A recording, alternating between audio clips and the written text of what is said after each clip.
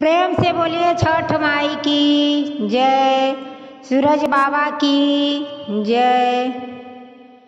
केलवा के पात पर उगलन सूरज मल हो जाके झोके, हे करेलू छठी बरतिया हो जाके झोके। केलवा के पात पर उगलन सूरज मल हो जाके झोके, हे करेलू छठी बरतिया हो जाके झोके, हे करेलू छठी बरतिया हो जाके झोके। हम तो से पूछी बरतिया ए बरतिया के करा लागी, हे करेलू छठी बरतिया हो के करा लागी, हे करेलू छठी बरतिया हो के करा लागी।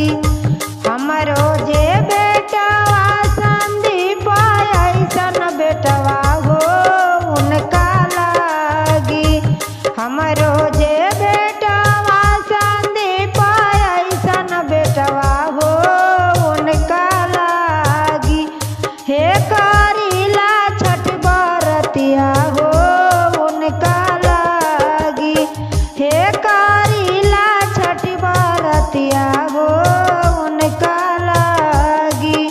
नरियर के पात पर उगलन सूरज मल हो झाके झोके, हे करेलू छठी बरतिया हो झाके झोके, हे करेलू छठी बरतिया हो झाके झोके। हम तो से पूछे बरतिया ए बरतिया के करा लागी, हे करेलू छठी बरतिया हो के करा लागी, हे करेलू छठी बरतिया हो के करा लागी।